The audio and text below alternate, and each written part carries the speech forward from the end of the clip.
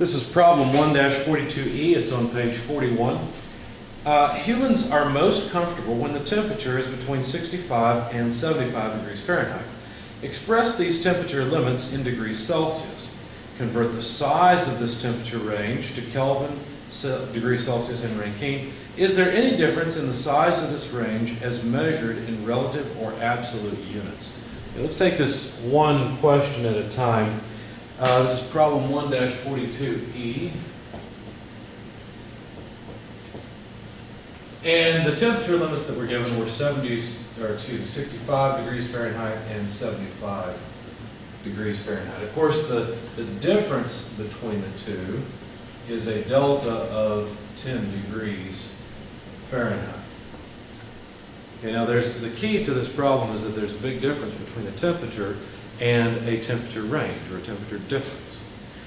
So we have to think about that carefully. So the first thing we're supposed to do is express the temperature limits in degrees Celsius. This is a classic conversion problem that you probably think of immediately when you see Fahrenheit. You need Celsius, or vice versa.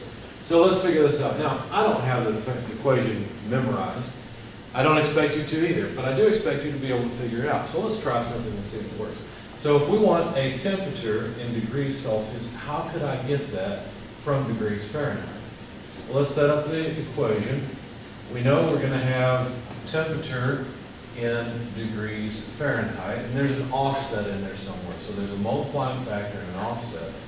And you can actually do this as 2 points and do a 2-point equation to figure this out. But anyway, let's just go through it. So if the temperature is 0 degrees Celsius, then we know the temperature on this side is going to be 32 degrees.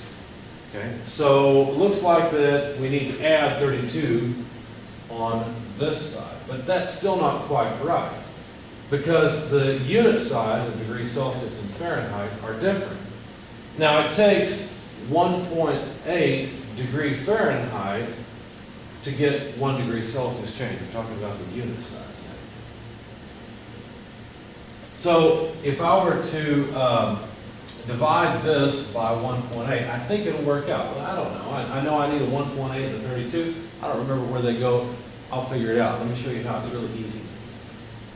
So at 0 degrees Celsius, this left-hand side will give me 32. Okay? And I can see this is not going to work out. I haven't set it up properly because the temperature on this side is going to be 32 degrees Fahrenheit, so this doesn't work, right? So let's see. How about if instead, if I were to, let me think, the degrees Fahrenheit is above the scale, so I do need to add to this side. Okay, well, let's try it this way.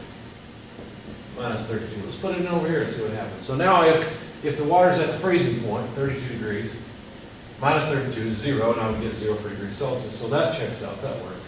How about if the water were boiling? Well, if it's at boiling, then the temperature of the water is 212 degrees Fahrenheit. Minus 32 is 180. 180 divided by 1.8 is 100, and so this equation works. So see how I just plugged in 2 points. I plugged in the freezing point of water and the boiling point of water, and there you have it. Of course, it's in your book. You could look it up. It's probably something worth writing down on an equation sheet somewhere or highlighting at the back of the chapter. But there we go. We can figure it out pretty easily. So now, if I want the temperature in degrees Celsius, all I have to do is plug in the 65 and the 75 degrees, and that'll give me the 2 temperatures. So let me just use the equation, and I'll write the answers down here. So plug it in 65 degrees less 32 divided by 1.8. That would be 18.3 or so degrees Celsius. And doing the same thing at the 75 degree temperature limit, 75 less 32, plugging it in here.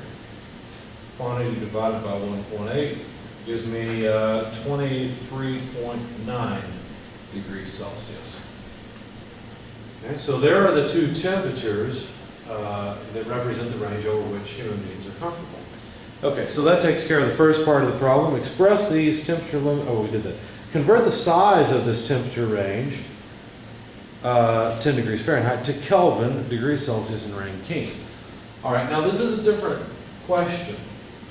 A difference in temperature in degrees Fahrenheit can be converted to a difference in temperature in degrees Celsius, but we need a conversion factor. Now you have to be careful here. This goes back to the unit size. There's no offset here because we're just talking about a temperature difference between two scales. So the unit size difference, that's where this 1.8 comes in. So if you stop and think about it, you'll realize that if the temperature changes by 10 degrees, it won't change by as much in Celsius. So we'd have to take this and divide by 1.8. So if the temperature changes by 180 degrees, it goes from freezing to boiling, then the temperature change in Celsius is going to be 100 because it will go from 0 to 100.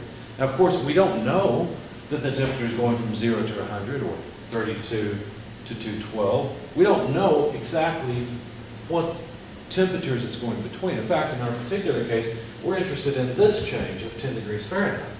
So that's a temperature difference. It's not a temperature, it's a temperature difference. I really wish that we used terminology like this. I wish that we said 10, I think this markers are right, delta degrees Fahrenheit, because a delta degree Fahrenheit is different than a degree Fahrenheit. Anyway, so plugging in 10 here, 10 over 1.8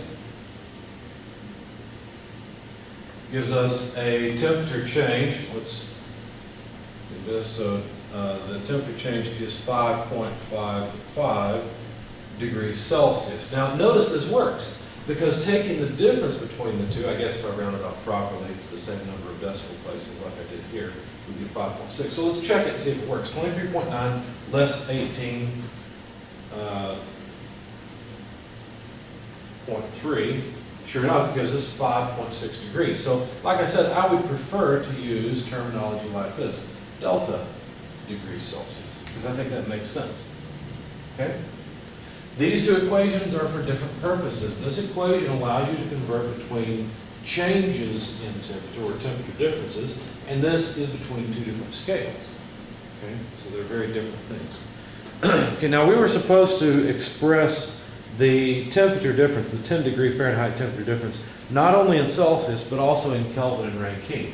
Well, the unit size on the Celsius scale is the same as the unit size on the Kelvin scale. So this is 5.6 Kelvin. Now, be careful here. We don't say degrees Kelvin and we don't say degrees Rankine. That terminology has been dropped. It's just Kelvin or Rankine, since these are absolute scales. So the Kelvin being an absolute scale, it's 5.6 Kelvin.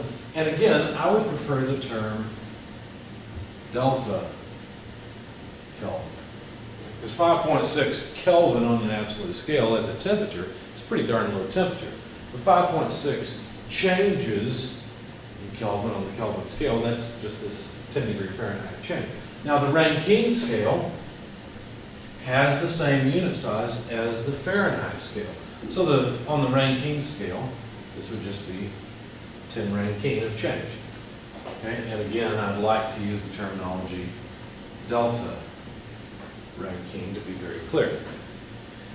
All right, let's see. Is there any difference in the size of this range as measured in relative or absolute units? Well, the size of the range is the same, right? Here's one relative and absolute unit, and the size is the same. Now, on the Fahrenheit Rankine scale, we see the same thing. So basically, the unit size on the absolute scale in one system is the same as the unit size on the relative scale. And that's true for both SI and for US customary